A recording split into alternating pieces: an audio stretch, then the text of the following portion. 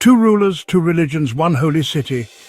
The Third Crusade was a clash of personalities, faith and ambition that shaped the Middle Ages.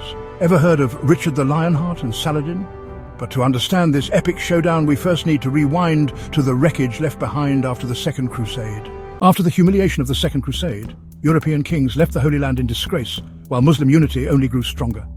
First came Nur ad-Din of Aleppo, then his protege, Salah ad-Din Yusuf ibn Ayyub, or Saladin for short. Born in Tikrit in 1137 to a Kurdish family, Saladin rose from a provincial officer to one of the most powerful rulers of the age. By 1174, he had seized Egypt, united Syria, and built an empire stretching from the Nile to the Euphrates. Unlike many medieval warlords, Saladin wasn't just a soldier. He was pious, disciplined, skilled in statecraft. He promoted trade, founded schools, and crucially, forged unity where there had been division. The Crusader states, by contrast, weak and divided, their nobles bickering more with each other than with Saladin. Then came 1187, the Battle of Hattin. Saladin obliterated the Crusader army, captured the True Cross, and, most shocking of all, retook Jerusalem after nearly a century of Christian rule. For Europe, it was a spiritual disaster. Losing Jerusalem wasn't just losing a city, it was losing God's favour.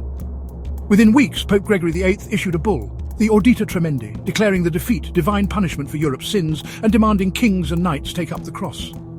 Three monarchs answered the call. First was Frederick Barbarossa of Germany.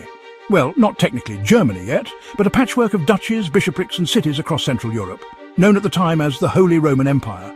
Barbarossa was the most powerful emperor in centuries, his very name, Redbeard, legendary. In 1190, he led a colossal army east, but fate intervened. While crossing a river in Anatolia, he drowned. His death shattered morale. Most of his army melted away. A crusade lost its emperor. Second, Philip II of France, nicknamed Augustus, a shrewd administrator and ruthless politician. He took the cross out of duty and rivalry with England, but his heart was never fully in it. Quarrelling constantly with Richard, Philip left the crusade in 1191, eager to exploit Richard's absence and expand French power back home. And last but not least, Richard the Lionheart of England. Born in Oxford, raised in Aquitaine, more French than English in language and culture.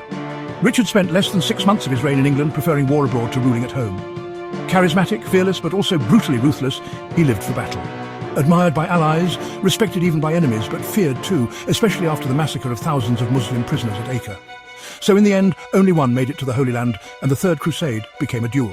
Richard versus Saladin. Richard arrived in 1191 and immediately struck at the Battle of Arsuf. He smashed Saladin's forces and secured the coastline.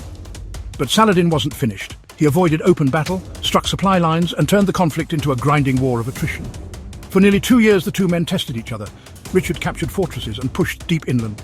Twice he marched within sight of Jerusalem. Twice he turned back, realizing that even if he took it, he lacked the strength to hold it. By 1192, both sides were drained. A truce was signed. Jerusalem remained under Saladin's control, but Christian pilgrims were allowed safe access. The Crusaders held the coast. So, who won? Saladin kept Jerusalem. His name still rings across the Arab world as the hero who humbled the Crusaders. Richard kept his legend lion-hearted, ruthless, a warrior admired even by the man he failed to defeat. Both men walked away undefeated in myth, if not in fact. The Third Crusade wasn't just a war, it was a duel of two icons whose reputations outlasted them both. But the story doesn't end here, because the next crusade wouldn't even reach Jerusalem. Instead, Crusaders would turn on fellow Christians and sack the greatest city in Christendom, Constantinople. But that's the Fourth Crusade. For now, cheerio!